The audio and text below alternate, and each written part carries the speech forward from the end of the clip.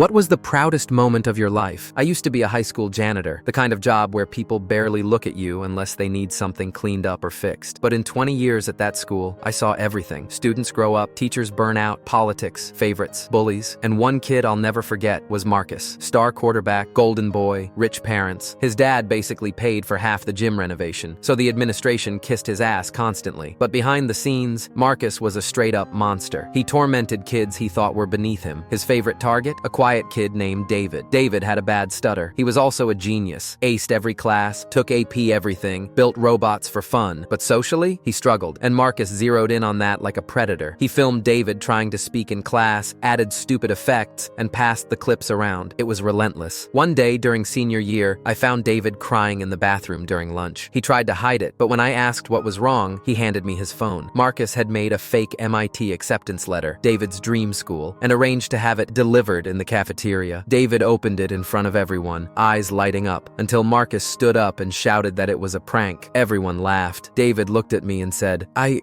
just want to make it to graduation without him ruining that too. What David didn't know was that my brother-in-law works in MIT admission, and I'd already been quietly sending him David's science projects for years. That night, I made a call, told him everything. 2 days later, I slid a real envelope into David's locker. MIT acceptance, full ride. Graduation day came. Marcus was, of course, the student speaker, his family front and center, smug like they'd already won at life. Principal went on about Marcus's leadership while I stood in the back with a broom. Then came the twist. Principal announces the valedictorian, David. He walks up, shaking, but holding it together. The principal continues. MIT was so impressed, they sent someone to recognize him in person. This woman in a suit walks on stage and presents David with an award for his renewable energy research. Says it's going to be featured in MIT's Innovation Showcase. The whole crowd is clapping. I watch Marcus's face twist from confusion to pure fury. This was supposed to be his moment. Then the rep drops the bomb. We'd also like to acknowledge someone who recognized David's brilliance early on. She looks right at me, still in my janitor's uniform at the back of the auditorium. Without his advocacy, we might have missed this extraordinary young man. The whole room turned. David's parents were crying. Marcus's dad looked like he was gonna stroke out, whispering angrily at the principal. After the ceremony, Marcus cornered me in the hallway. "What did you do?" he hissed. I looked him dead in the eye and said, "I just swept away some trash that was blocking someone's path." Later that night, while I was cleaning up after the reception, David's parents found me. His mom hugged me so hard I thought my ribs would crack. His dad shook my hand and wouldn't let go. "He never told us how bad it was," his mom whispered. "We just thought the stutter made him shy." 2 years later, I got a package from MIT. Inside was a framed copy of David's patent application for some clean energy tech. On the bottom was a note, "No stutter when I write. Thank you for seeing me."